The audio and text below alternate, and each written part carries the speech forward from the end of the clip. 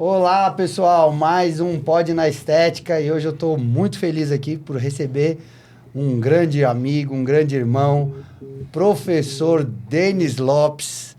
Vai trazer aqui para a gente muita informação para você que tem a sua clínica de estética, a sua clínica odontológica, a sua clínica médica. Nós vamos falar sobre o papel da liderança no desenvolvimento das clínicas de saúde. E nada melhor do que o meu amigo, professor Denis. Denis, muito obrigado. Seja bem-vindo. Eu que agradeço, Braga. É um prazer estar aqui nesse podcast. Já assisti muitos episódios e eu falava, será que um dia eu serei convidado? Então, chegou o grande dia, estou muito feliz, porque eu acompanho já o trabalho, né, de toda a equipe já há muito tempo, então eu sei da qualidade e da credibilidade. E o professor Denis, né? Se a gente for falar aqui do currículo dele, aí vocês vão ter que pegar a internet toda, dar um Google, chamar o chat GPT, porque não vai dar certo. Mas, dentre todas as credenciais que o Denis tem, ele é uma pessoa humana.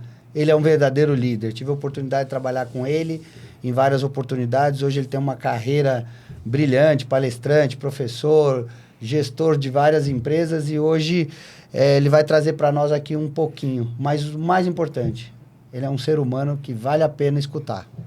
Obrigado, Obrigado. Denis. Então vamos sem mais Vamos delongas, Denis. Vamos lá, vamos direto aqui ao ponto. Qual é o papel da liderança hoje em qualquer empresa, mais especificamente numa clínica? O que é o líder? Quem é o líder? Muito se fala sobre o papel do líder, né? O papel da liderança. E por que a gente precisa de líderes? O tempo todo, em toda a história da humanidade, a gente sempre observa que nós temos a necessidade de encontrar pessoas que a gente possa se inspirar. E eu preciso me inspirar em pessoas que estão fazendo coisas diferentes, estão liderando equipes.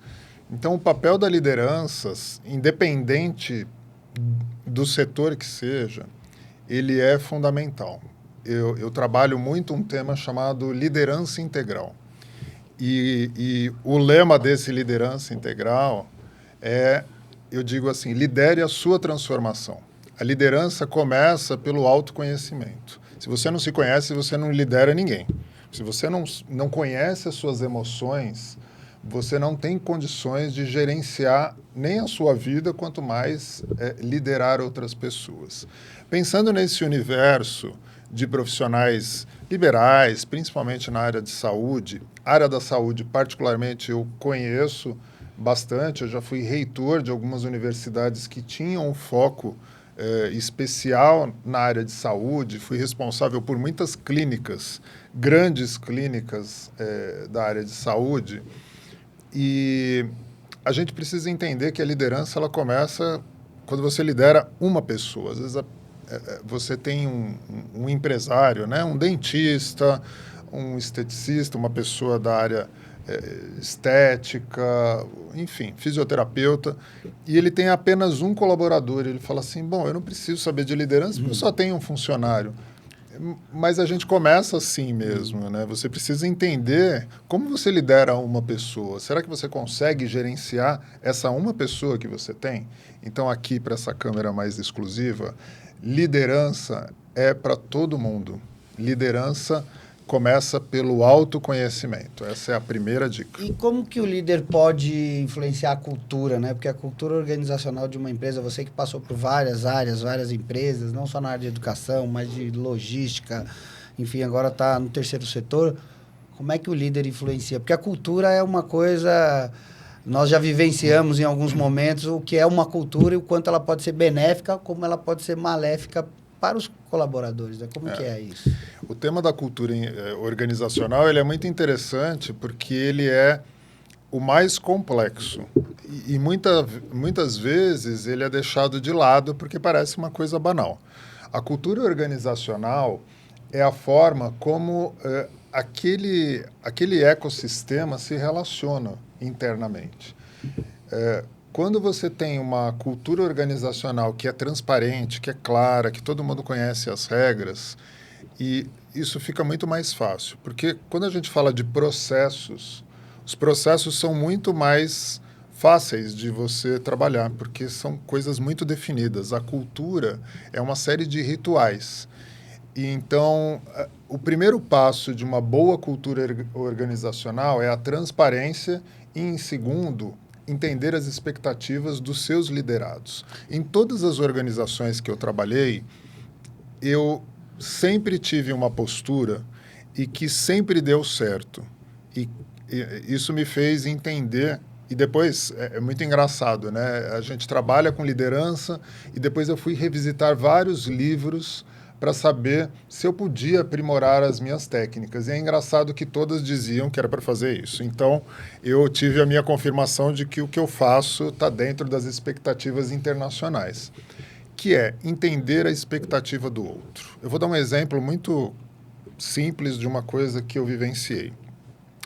Logo que eu assumi a maior universidade, eu assumi a reitoria da maior universidade do Rio de Janeiro, segundo o MEC, e a sexta melhor do Brasil, que foi a Unigran Rio.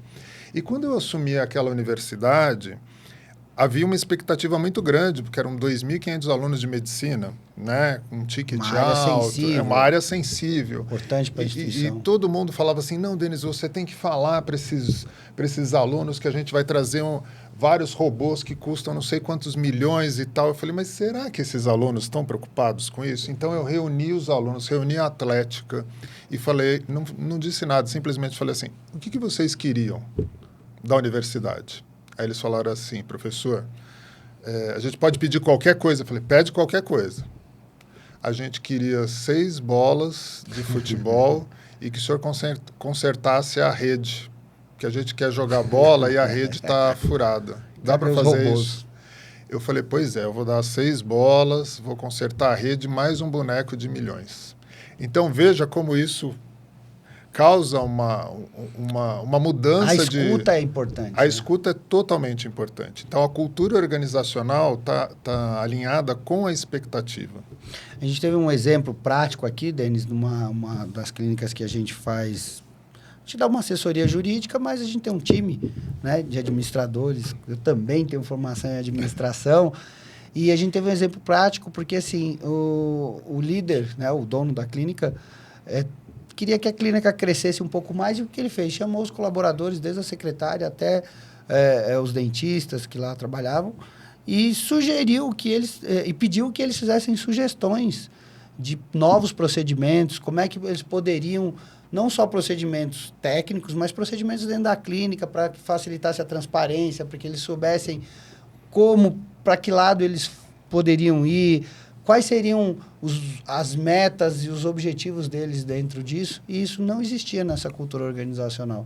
E aí foi um trabalho, e essa transparência, essa escuta, essa conversa fez com que eles tivessem aí um grande resultado. Acho que é bem por aí, né? Inclusive, uma coisa muito bacana quando a gente trabalha na área de saúde, e que eu sempre falava, né, com essas pessoas, é que você está trabalhando muitas vezes com a vida de um outro ser humano. Sim. Né? Você está lidando muitas vezes com a autoestima, com uma série de questões muito profundas daquele seu cliente. Não é um mesmo cliente que vai numa padaria e compra um pão e vai para casa e, de repente, não gostou muito do pão e no outro dia não vai mais naquela padaria. Você está falando de bem-estar. Você está falando de saúde, você está falando de autoestima. Então, essa relação... Então, o colaborador que trabalha numa clínica, por exemplo, ele tem que entender que ele faz parte de algo maior. Ele não é... O que você faz? Eu sou recepcionista. Não, você não é recepcionista. Você faz parte da experiência. Você trabalha na experiência de uma pessoa que, às vezes, vai sair completamente transformada dali. Que entrou com problemas, às vezes... quer fazer um procedimento estético, mas está com um problema em casa. Isso faz toda a diferença. Porque assim, quer ser ouvido.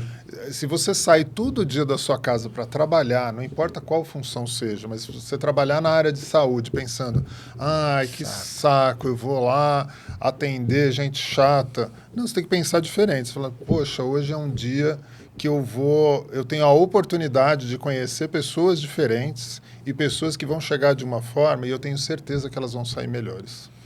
Então, já pegando esse gancho, dentro desse propósito, né, de desenvolvimento da clínica e das pessoas, qual é o papel da comunicação? Como é que tem que ser essa comunicação? O líder tem que se comunicar como com essas pessoas? Porque uma coisa é você que tem essa experiência e sabe. Outra coisa é o dentista que agora tem, ou a dona da clínica de estética que tem 3, 4 funcionários e que ela nunca teve tempo para pensar isso e ela acha que está se comunicando. Qual é o papel da comunicação aí nesse processo?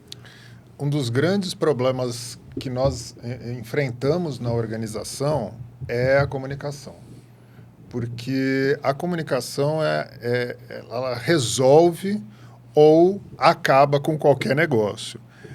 E por mais que a gente fale de comunicação assertiva, de ser transparente, de bom senso, isso é fácil de se falar, mas não é fácil de ser praticado e o dia a dia vai perdendo um pouco essa questão. A comunicação ela precisa ser clara e ela precisa ser assertiva. É uma palavra muito difícil, porque o que é ter uma comunicação assertiva? Você está liderando 1 ou 10 ou 20 pessoas e cada pessoa tem uma expectativa completamente diferente. Então, muitas vezes, vou dar um exemplo de algo que a gente mais faz na atualidade, que é grupos de WhatsApp. Sim. Eu tenho um grupo de WhatsApp com os meus colaboradores e eu tenho um universo muito diferente de pessoas ali. Todas estão no mesmo propósito, que é trabalhar naquele negócio. Só que cada pessoa tem uma forma de se comunicar. Então, eu, enquanto líder, e aí começa pelo papel da liderança, porque se eu sou um exemplo, a minha comunicação vai servir de exemplo para os demais. Não que as pessoas tenham que se comunicar como eu me comunico, mas se eu der um tom assertivo e simpático, se eu for empático com as pessoas, isso, de certa forma, coíbe aquela pessoa que, eventualmente, queira desviar um pouco daquele caminho. Então, uma comunicação ela precisa ser clara, e eu preciso o tempo todo perceber se as pessoas estão entendendo o que eu estou querendo comunicar. Porque não adianta você falar, olha, eu comuniquei, mas será que as pessoas, será que o receptor está entendendo a sua mensagem? A clareza da mensagem? Para você está claro, mas aquelas pessoas podem não ter entendido. Então, tem um exercício muito bacana nessa área, que é você pedir para que as pessoas repitam ou expliquem aquilo que você acabou de falar. Para você perceber se realmente todo mundo entendeu o que eu estou querendo dizer. E, normalmente, os líderes se surpreendem como foi o entendimento das pessoas sobre o mesmo assunto. Isso porque nós estamos falando numa uma comunicação direta, numa reunião. Comunicação direta. Imagine num WhatsApp, né? Que é mais difícil ainda, porque no WhatsApp, é frio. No e-mail, você não tem a expressão facial, você não tem o tom de voz. Né? Se eu escrevo, eu vou te matar, isso é uma ameaça de morte, né, doutor Sim. Braga? Eu estou ameaçando. Sim. Uma coisa é eu olhar para você... Eu vou te matar com o que você fez hoje.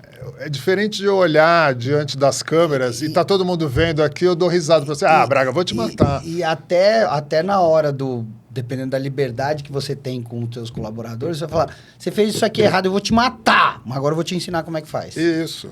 Agora escreve isso. Mas no escrito é uma ameaça de morte. Né? Então, esses problemas, e principalmente nessa área de saúde, o que eu já vivenciei, o que eu vi muito, né? Por exemplo, dentistas, fisioterapeutas, nutricionistas, dermatologistas, que eram independentes, começaram a atuar, clinicar, depois, vou abrir uma clínica, não, agora eu vou contratar uma recepcionista, depois eu vou ter uma assistente, e o negócio vai crescendo, e quando a pessoa se dá conta, ela tem uma equipe, e não necessariamente ela se preparou para ter uma equipe, para ser um gestor. E ela continua comunicando como se ela estivesse falando, por exemplo, com um cliente.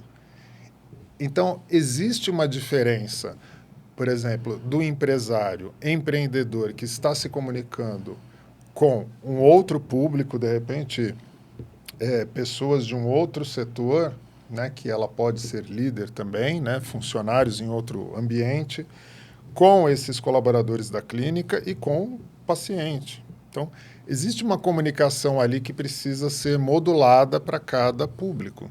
Sim. E você, você poderia relatar algo que você acha que... um exemplo prático, como você falou. Eu tenho um gestor que ele é muito técnico. Ele virou o dono da clínica e cresceu. Como é que ele faz para aprender Ele vai ter que contratar um administrador, ele vai ter que... Ele faz cursos com o professor Denis. Como é que a gente faz isso? Porque tem gente que fala, eu não gosto de tratar com gente, não. A primeira coisa, e de novo, né? Parece meio chato, mas o tempo todo eu vou falar de autoconhecimento, né? Porque sem autoconhecimento, se você não sabe onde você quer chegar, fica muito difícil. Nesse aspecto, o que eu percebo? Primeiro, a pessoa precisa ter isso muito claro. Eu quero ser essa pessoa que vai lidar com tudo isso, eu quero contratar uma pessoa para fazer isso porque eu não tenho habilidade. Porque os grandes problemas que eu percebo é quando a pessoa não tem habilidade, ela não quer desenvolver habilidade, mas ela não quer abrir mão dessa função. Então, isso fica muito complicado. Se você percebe que, olha, eu não tenho habilidade para isso e também não quero, não é minha praia, contrata um profissional e deixa esse profissional trabalhar. Porque também, às vezes, tem o perfil daquele empreendedor que... Centralizador. Extremamente centralizador, e aí não deixa o profissional trabalhar. Então, assim, a minha clínica cresceu, mas eu não tenho a menor paciência para entender de contabilidade, de finanças, de gestão. Ok, contrata uma pessoa que você confia e entrega esse negócio para ela. Porque e vai senão... cuidar de fazer curso da sua área. E continue sendo aquele técnico. E aí a gente vai pegar um gancho, né? E a secretária lá, o encantamento, acho que começa pela secretária. Encantamento também é uma área, quando a gente fala em liderança, o líder ele tem que se preocupar não só então com a contabilidade, mas a gente sabe que numa clínica hoje médica, odontológica, de estética, o primeiro contato do paciente é com a secretária lá, ou o CRM, né, se for mais chique. Como é que o líder, o que ele tem que fazer com essa profissional em específico para criar o encantamento, para criar a experiência do cliente?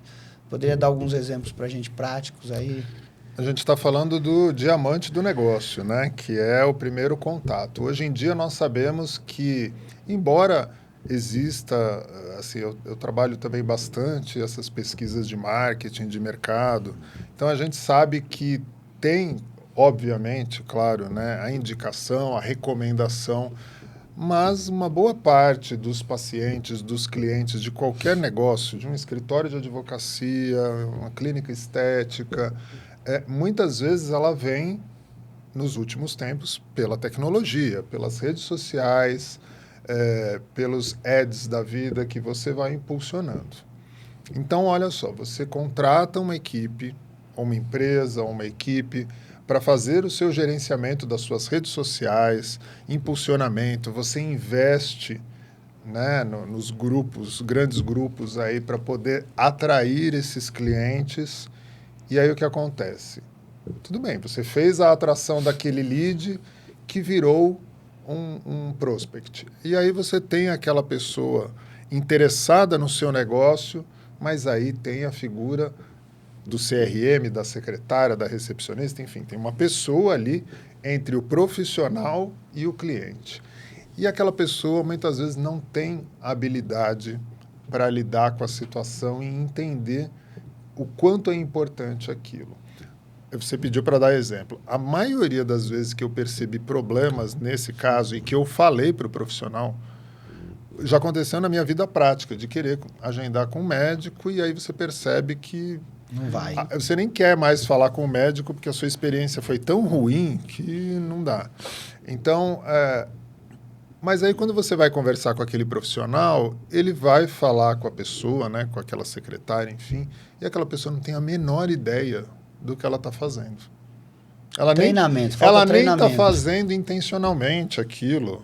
Então, voltamos aonde? Comunicação. E treinamento. e treinamento. Então, eu preciso, se eu estou colocando uma pessoa como responsável para fazer o primeiro contato com o meu cliente, aquela pessoa tem que ter uma figura de empatia, de encantamento, ela tem que entender minimamente qual é o meu negócio e saber direcionar aquele cliente, aquele paciente, de forma que ele não só queira fazer a consulta, mas que ele queira indicar outras pessoas.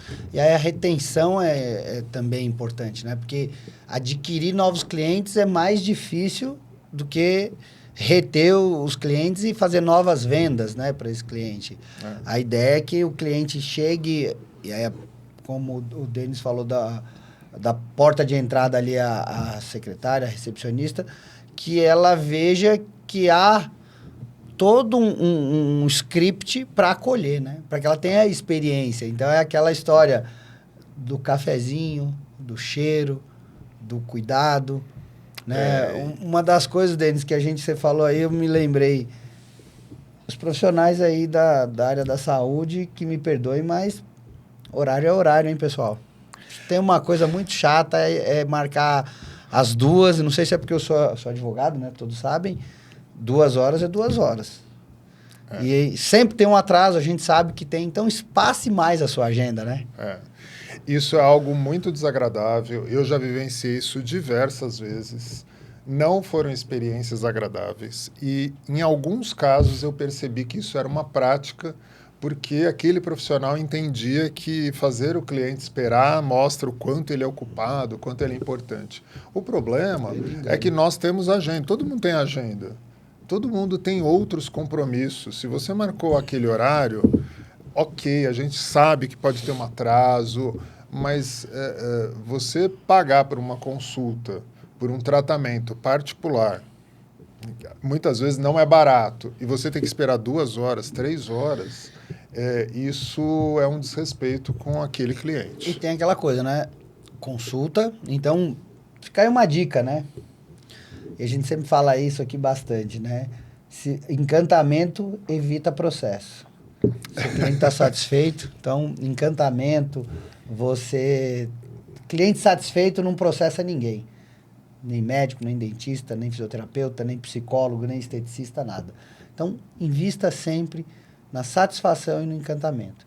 Se o cliente chega correndo, ele tem um dia corrido, e é só uma consulta, e essa consulta já atrasa 1 hora, porque o profissional estava num outro procedimento que atrasou, o encantamento ali já está começando a se perder, né? Eu acho que a gente tem que pensar o seguinte: se você vai fazer procedimentos que podem ter intercorrências, a gente sabe disso, né? Então, tem muitas clínicas odontológicas, a patroa tem uma clínica odontológica, às vezes começa um procedimento achando que é simples e aquilo demora. Claro. Então, nisso, a secretária já tem que estar ali para já saber que aquilo vai demorar, e se for o caso, já avisar para o paciente, para ele nem vir.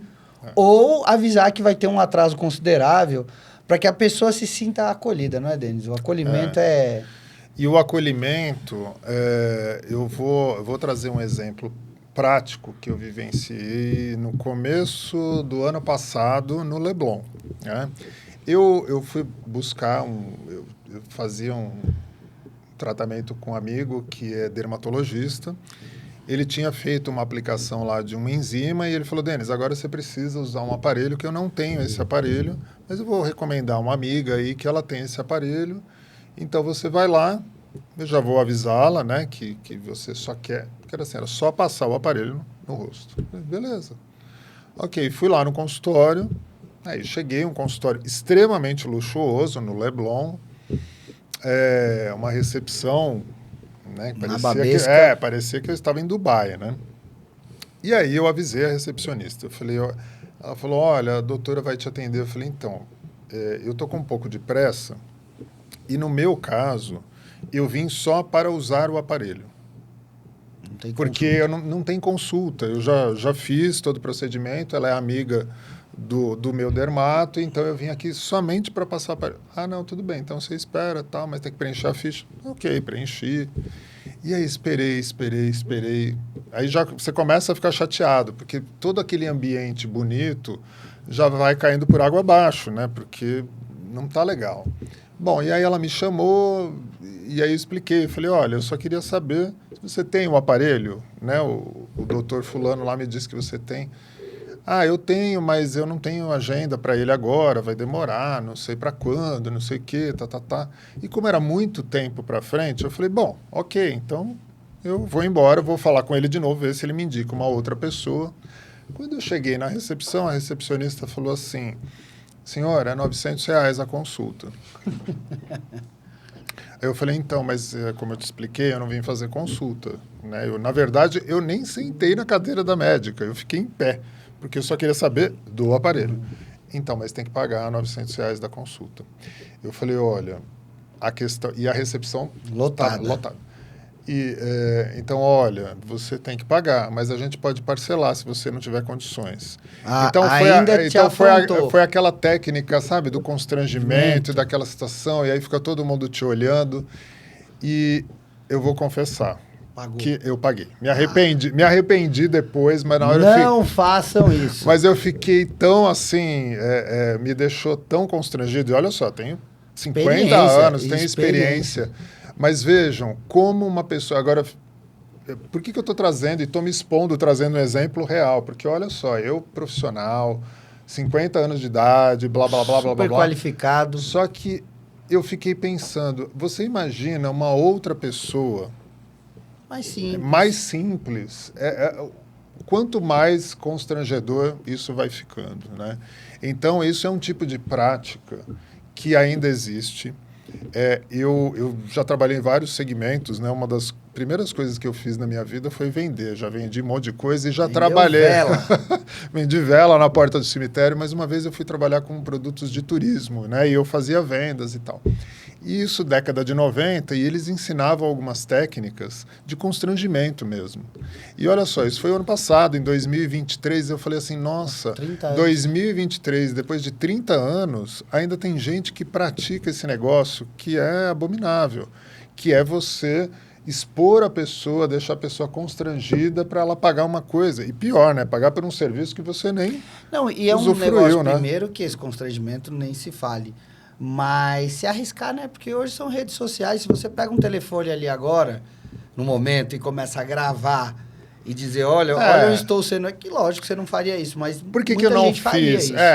Por que eu não fiz naquele momento? Primeiro porque eu fiquei até constrangido pelo meu amigo, que me recomendou ir lá, né? Então eu fiquei pensando, poxa, ele é amigo da médica. Será que ele não sabe? Ou será que ele não sabe? Será que é... Então, a praxe deles? Eu também fiquei assim numa saia justa, preferi pagar, mas é uma situação muito desagradável. Então eu fico pensando o quanto ainda tem disso hoje no mercado, né? Que é uma prática que não é legal, né? Em compensação, eu já tive exemplos bastante positivos na área estética também, aqui em São Paulo, numa outra clínica que eu fui. E aí o médico fez, examinou, olhou, ele foi muito sincero. Ele falou, Denis, seu caso não tem nada a ver, acho que não faria, era um cirurgião plástico. Ele falou, não faria, você está bem, blá, blá, blá, blá, blá. Ele nem me cobrou a consulta. Eu falei, não, mas eu quero pagar. Então, olha a diferença. Sim, eu falei assim, não, mas eu quero pagar. Você... Postura, né? Ele falou, não, mas eu não fiz nada. Eu falei, sim, você perdeu seu tempo, você me examinou, eu fiquei sentado na cadeira, você foi me explicando. Não, mas eu não vou te cobrar. E é uma coisa que a gente sabe muito, né? Que dentro da área de retenção de clientes, você sabe assim, com certeza essa história do médico que te atendeu muito bem e você não pagou, você conta uma vez. A outra você conta pelo menos umas 10. Sim, e esse eu vou recomendar. Essa outra, eu vou falar assim, gente, fujam, né? Porque... Fujam. Mas a experiência ruim é que vem primeiro na cabeça, sim. Sempre. Isso é uma prática também, isso é uma máxima aí da área de liderança, né? Quando a gente fala de posturas de chefes, né? Que a gente usa o termo chefe porque não é líder, né? Então, quando você é elogiado, você faz uma coisa certa 99 vezes e tá tudo bem, ninguém vai te elogiar e tá tudo certo. Mas a primeira vez que você errar e o seu chefe brigar com você ou falar alguma coisa que não é muito legal, aquilo vai ficar marcado na sua memória, na sua e na dele. Porque ele não vai lembrar também das 99 vezes que você acertou. Não. Ele vai lembrar, poxa, mas então, aquele dia você não entregou a meta. É aquela história, né? Um cliente satisfeito traz 5. Um insatisfeito repele 50. É bem por aí. Então, você vai só lembrar. Se for fazer uma mega viagem, deu tudo certo, você vai lembrar. Deu qualquer coisa errada, você vai lembrar do começo ao fim, que deu problema com a mala, chegou ao hotel, não era bom. Os 2 dias legais que você passou na viagem, você nem vai lembrar, só vai lembrar das coisas ruins. Então, eu acho, assim, para fechar esse tema, né, eu acho que não é fazer de graça e nem cobrar muito caro. Eu acho que, assim, tudo tem um preço, a gente tem que... Obviamente que todo serviço tem que ser cobrado e não tem problema nenhum de você cobrar caro. Sim. O preço é a pessoa que faz. Todo valor tem um preço. Agora, você precisa entender também que, hoje em dia, as pessoas querem uma experiência positiva, né? A experiência do cliente é tudo hoje, né? E aí, mudando um pouquinho o tema aqui, a gente está falando do cuidado do líder, a gente está falando de crescimento das clínicas. E como é a questão da delegação? Como é que é aprender a delegar? Porque a maioria das pessoas não sabe fazer isso. Como é que o líder, e qual que é o papel do líder na delegação, e aí, via de consequência, no treinamento, na orientação, na comunicação? A delegação é muito importante para o crescimento, né? Sem dúvida alguma. E eu sempre digo que delegar não é delargar, né? Porque, delargar, essa é boa. Porque quando você precisa... Todo profissional precisa entender qual é o seu core business, qual é o seu diamante, aquilo que você não negocia, não, isso é somente comigo, né? Então, por exemplo, um dentista que trabalha com lentes, a especialidade dele é lente, então, na hora de fazer a aplicação da lente, é somente ele, isso daqui ele não delega. Tem ajuste, tem reparo, tem qualquer coisa, você pode fazer qualquer profissional da clínica, mas a lente é somente ele, porque é o carro-chefe aquele negócio. Então, todo empresário, todo médico, todo advogado, qualquer profissional precisa entender qual é o meu core business. A partir do momento que eu entendo aquilo que eu não negocio, que aquilo é meu, é o meu pulo do gato, todo o resto eu posso delegar. Eu não quero cuidar da parte financeira, mas eu tenho uma pessoa de confiança. Eu não quero cuidar da parte administrativa, ok. Mas você tem que entender, isso eu não posso delegar. E aí vem uma dificuldade, porque tem perfis de pessoas que são muito centralizadoras, que ela acha que delega porque ela simplesmente passa todas as tarefas para toda a equipe, mas ela fica em cima, ela quer sentar do lado, quer fazer junto. Ou eu confio na minha equipe, ou eu não posso delegar. Mas aí eu vou te dizer uma máxima que eu aprendi lá atrás, e aí quando a gente fala de organização e métodos, né, você sabe que você tem aquela pessoa que você dá a tarefa, ensina a tarefa, cobra a tarefa, revisa e revisa de novo. E dependendo do nível do profissional, você só fala o que é para fazer e depois ele te entrega. Sim. E aí é uma máxima que eu aprendi com o professor Francisco, um grande amigo nosso. Confiar é bom, conferir é melhor. Tem a ver com delegar e eu quero ficar conferindo. Dá certo? Depende muito do... é uma pergunta nível. Um pouco complexa, porque, depende muito do tamanho do seu negócio, do que você quer conferir. Da qualidade também dos seus colaboradores, né? Exatamente. Então, eu sempre falo com as pessoas com quem eu trabalho que eu sempre tenho muitas atividades e eu não tenho. Eu sempre falo para eles, olha, toma a decisão. Eu não tenho tempo para ficar conferindo.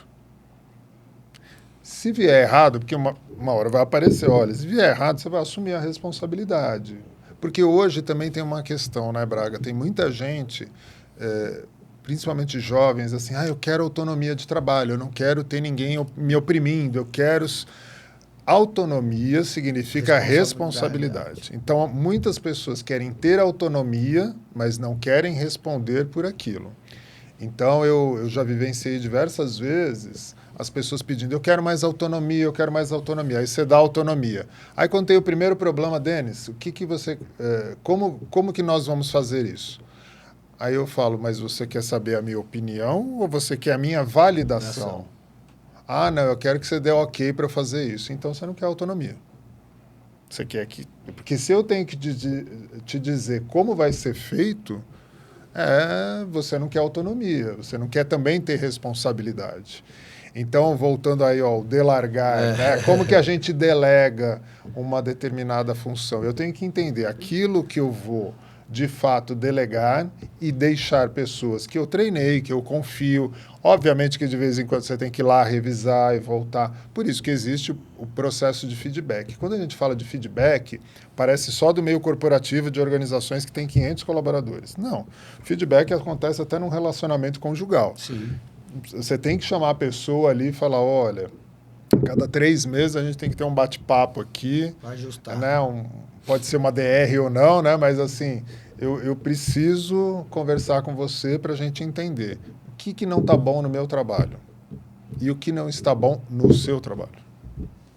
Então, eu acho que é essa transparência e também o delargar é assim, sim, olha, se vira, não quero nem saber, mas peraí. Põe a pessoa no fogo e tá tudo certo.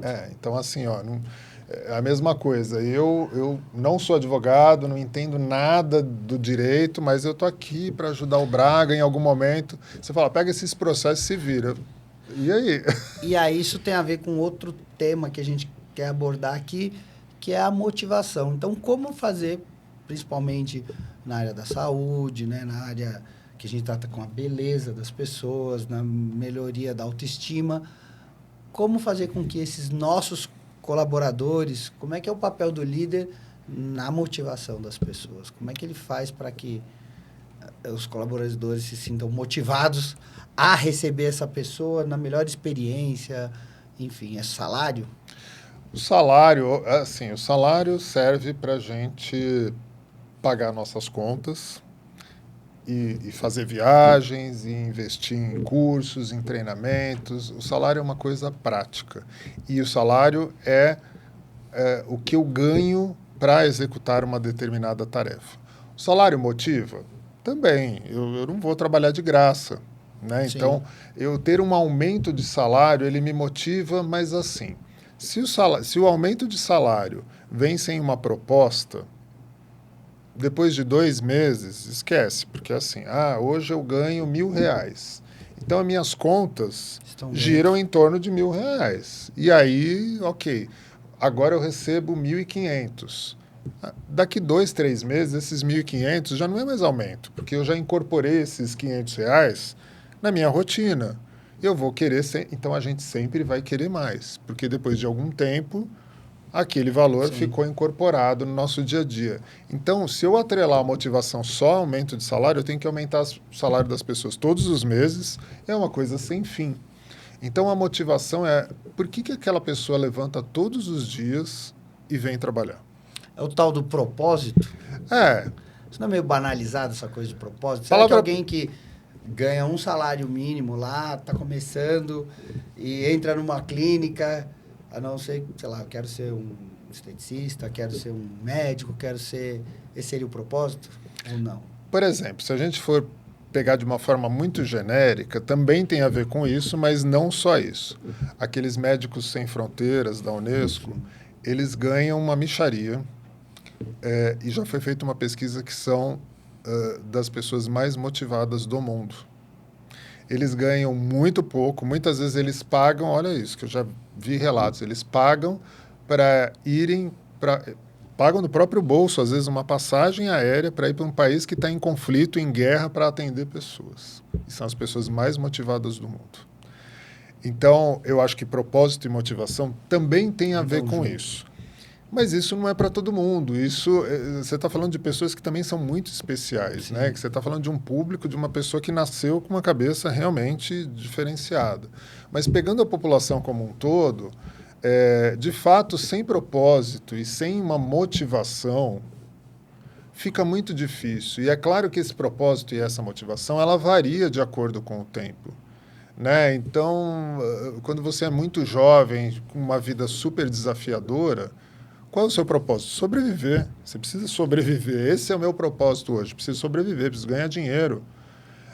Só que, com o passar do tempo, você vai conseguindo modular, você vai entendendo, poxa, tá, mas eu já ganhei dinheiro, agora eu já sobrevivo. O que eu posso fazer que também me dá prazer? e que também muda a vida das pessoas. Mas isso é um papel do líder, criar um propósito para você, ou é você que Ele cria? pode te inspirar. O propósito, ele é individual. Mas eu, como líder, eu posso inspirar. Muitas vezes, quando eu termino as palestras que eu dou, né, muitas pessoas falam assim, vêm na minha direção e falam assim, eu queria ser igual você. E aí eu sempre respondo a mesma coisa para todo mundo. Eu vou falar para essa câmera. Não queiram ser igual a mim. Não queiram ser igual ao Braga. Seja você mesmo. Porque tem um negócio aqui, ó, vou fazer bem um close aqui, tá vendo? Aqui nós temos a nossa impressão digital, que ela é única, ela é exclusiva. Eu tenho características que ninguém mais tem. Eu vou conseguir fazer coisas que absolutamente ninguém no mundo faz. Só que da mesma forma que você que está aí me assistindo, tem uma característica que nem eu nem o Braga nunca teremos. E é isso que nos faz assim... Únicos. Únicos, especiais, é isso. Então, não, é legal quando a gente se inspira em alguém. Então, o líder é aquele papel... Por isso que logo no início do nosso podcast aqui, a gente falou de a figura do líder como uma figura inspiradora. E é isso que a gente precisa entender. A palavra inspiração. Inspiração não significa cópia. Muitas pessoas confundem isso. Eu quero ser igual àquela pessoa. E hoje em dia, eu também, nos últimos anos, tenho estudado muito essas questões da psicologia, da mente humana, neurociência, e eu tenho percebido muito isso. Uma boa parcela das pessoas frustradas, na atualidade, muitas delas é por conta de querer ser uma pessoa que ela não é e que ela nunca vai ser. Mas isso as redes sociais hoje amplificaram, né? Então, assim, poxa, legal, assim, o Braga é meu amigo, eu olho ele, vejo, falo assim, poxa, que legal, eu posso me inspirar em fazer coisas tão legais quanto ele, mas eu não quero ser ele, não quero ser aquela pessoa.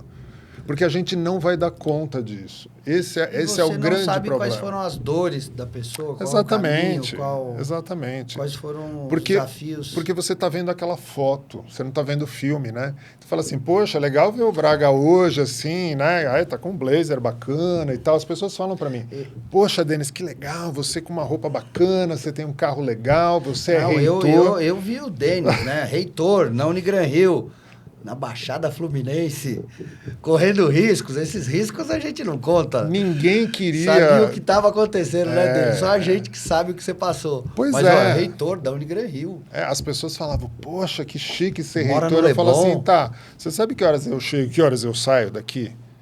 Você sabe os perigos que eu já passei para estar nessa cadeira? E tudo que tem por trás disso? Então, assim... Não queiram, a frustração é a sua jornada. Então, pegando a sua pergunta, né, voltando aí ao tema central de propósito, é claro que tem um propósito. Então, pensando naquele colaborador da clínica, né, que levanta todo dia e fala assim, pô, eu sou só... Se você ficar pensando, eu sou apenas o recepcionista, eu sou apenas a secretária, a sua vida também não muda, né? Então, você tem que pensar, poxa, que legal que eu faço isso, mas... Para além disso, o que eu quero fazer? E como esses líderes, se eu fosse um líder... saber o que o líder, aqui nós estamos falando para líderes, o que ele tem que fazer? Se eu fosse, por exemplo, dono de uma clínica estética, se eu fosse... Enfim, independente do negócio. Para mim, nada tira a ideia e a certeza, na verdade, de que aquele negócio tem que ser um negócio legal para todo mundo. Então, vamos imaginar que eu sou dermatologista. Poxa, como que será que são as recepcionistas? Será que elas passam a imagem que eu quero? Será que eu estou investindo nelas também? Então, para além do salário, poxa, eu estou pagando um valor legal, que eu acho que é um padrão de mercado. Não é muito, nem pouco, está dentro do padrão. Mas o que eu faço de diferente para aquela pessoa? Será que eu chego para essa pessoa a cada 6 meses e falo assim, vou botar um botox em você? Fazer um procedimento em você. Vou fazer um procedimento. Porque, olha só, eu já vivi isso também, né? De repente ir numa clínica estética e aí você olha para a recepcionista e fala assim, gente, mas coitada da menina, não cuidaram dela? E aí a própria pessoa verbaliza. Isso é uma coisa que você que tem um negócio, eu vejo muitos negócios fecharem por falta de treinamento, por falta desse olhar. E aí, pegando a pergunta anterior, né, do controle, na verdade não é controle, mas você tem que estar ali observando o que está acontecendo. Então, uma coisa muito desagradável que acontece, que você está na recepção de uma clínica e a postura daquela secretária, daquela recepcionista, não condiz com nada daquele ambiente. Então, a pessoa, às vezes, está falando mal da própria clínica, está falando mal de um paciente. Isso eu escuto toda hora. Acaba de sair um paciente, aí, às vezes, são 2 ou 3 recepcionistas, né? Aí ficam metendo pau. Pô, que cliente chato, você viu? Então, fica tirando barato. Você viu? Que gordo, que magro, que... E aí eu fico pensando assim, tá bom, e a hora que eu sair daqui, o que vão falar de mim, né? E isso quando não é o próprio dono da clínica que faz esse comentário, que é pior ainda, né? Não, aí é pior, esse paciente é chato. Aí é fim de carreira, né, gente? Esse paciente é chato, cara, só vem aqui, toda hora tem alguma coisa ruim. Eu volto pro nosso bordão aqui. Paciente satisfeito não processa. Todos os processos que nós temos, 2023, Denis, só para dar uma informação aqui, foram 25 mil novos casos na justiça, só por reclamações de procedimentos estéticos. Se você pegar esses procedimentos estéticos, e aí eu fiz uma curadoria, a gente fez aí um estudo até para fazer um artigo sobre isso, um artigo científico, 90% não tinha problema algum técnico. 90% ali foi alguma rusga no atendimento, deixar o cliente insatisfeito e não tomar o devido cuidado lá na anamnese para saber qual é o perfil daquele cliente. Às vezes você chega, acabou de separar, você nunca fez nenhum procedimento no rosto, ou a mulher, ou o homem. Você tem que ser psicólogo também, né? E aí acha que vai mudar com um Botox. E quando a pessoa olhou lá no seu Instagram, né, do seu profissional, aquilo foi o melhor trabalho que você fez. Tudo no Instagram, a gente põe o melhor nosso, melhor filtro, melhor isso. Não ter esse cuidado de explicar, de assinar os termos, né? A documentação ali de consentimento, ciência dos riscos, ciência que é um procedimento que nós vamos fazer, mas depende de uma série de outras circunstâncias para a pessoa ficar feliz. Porque senão ela tem a sensação de que ela foi abandonada. Então, 90% desses processos não são por erro. Pelo contrário, o procedimento foi muito bem feito. Só que a pessoa saiu de lá e começou, não foi bem atendida pela secretária, não conseguiu falar com o médico, com o dentista, com a esteticista. E aí começou a ficar, e aí achou que ia ficar linda e maravilhosa. E até ficou, pro que estava. Mas não é o que esperava. E aí eu vou entrar com um processo. E aí tem meus colegas, né, advogados, os maus advogados, que acabam incentivando, né, a judicialização, as demandas. Mas o que você falou é importantíssimo. Isso poderia ser bloqueado lá já no atendimento, na cultura organizacional, no treinamento, pegando tudo que nós falamos aqui desde o início. Isso serve para qualquer tipo de profissional. Por exemplo, eu sempre tenho personal trainer, eu faço artes marciais, então eu tenho um mestre de artes marciais, e ele tem um caso até interessante, porque eu estava passeando num parque, eu vi ele treinando algumas pessoas, eu parei, falei assim, pô, será que ele dá aula particular e tal? Abordei ele, ele falou, dou aula, não sei o que e tal, aí a gente combinou um valor, e eu achei muito barato o valor que ele cobrava, né? Aí eu falei assim, mas eu vou começar umas aulas e tal, né? Quando chegou depois da segunda, terceira aula, e assim, eu pagava por uma aula de 1 hora, ele ficava 2 e tal, e super atencioso, um cara super gente boa, ainda faço, eu treino com ele, né? Mas chegou uma hora que eu, por conta própria, falei assim, olha, quero aumentar, né? Eu acho que você está cobrando pouco e não sei o quê.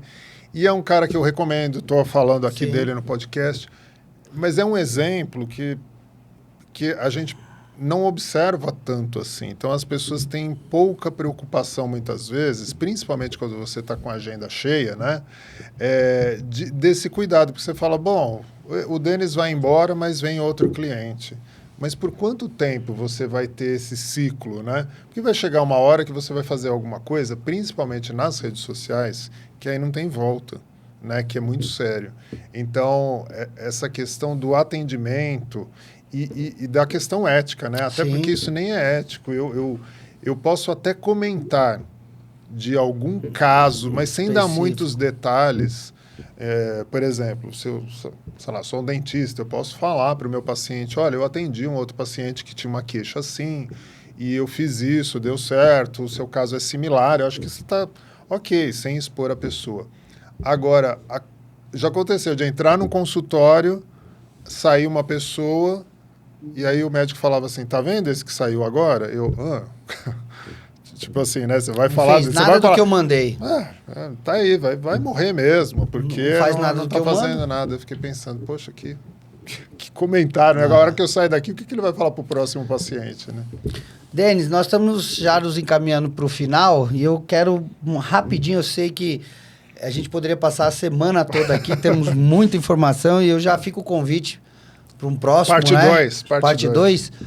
Nós estamos falando de mudanças tecnológicas, inovação, o que o líder tem que estar preocupado com a inovação dentro do seu negócio? A inovação, ela está em todas as áreas, né? Bom, a inovação é um caminho sem volta.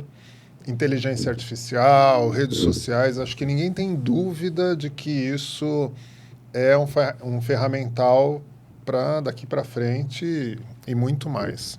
Mas a gente não pode perder de vista, principalmente nessa área de saúde, né, que é o propósito aqui do podcast, que a gente está falando de saúde, bem-estar, autoestima, eu estou lidando com uma pessoa.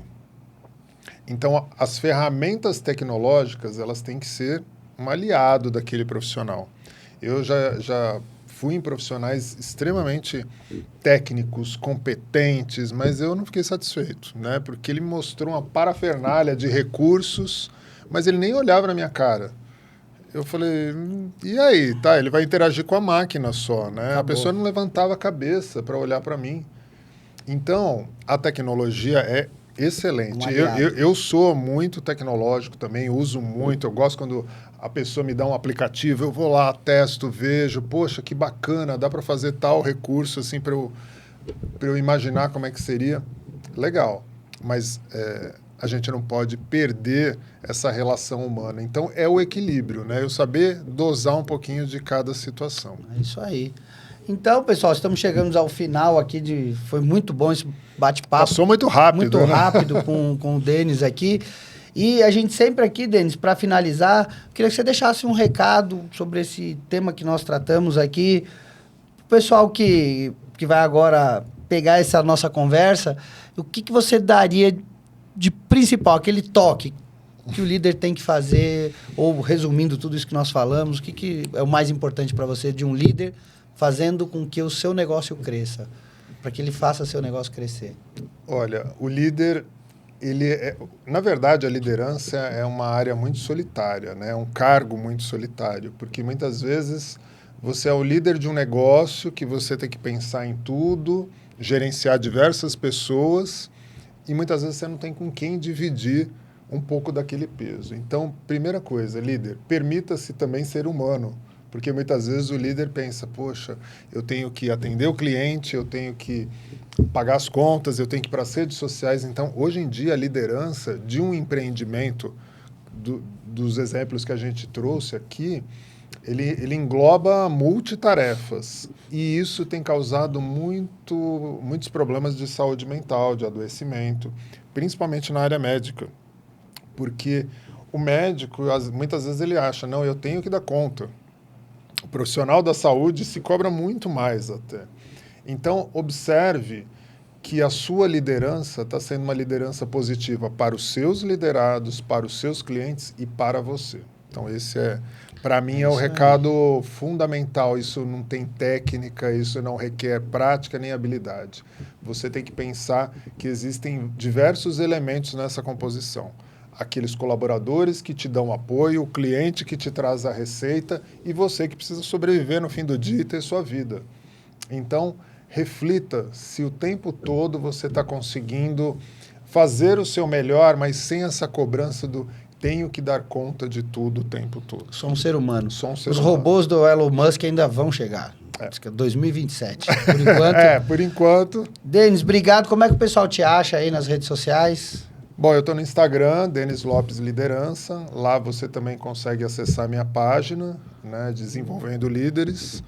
E eu trabalho diversas mentorias aí voltadas à liderança e autoconhecimento. Então, meu amigo Denis, mais uma vez, muito obrigado. Esse foi mais um Pod na Estética com o professor, o meu amigo Denis Lopes. Obrigado, pessoal. Até mais. Uhul!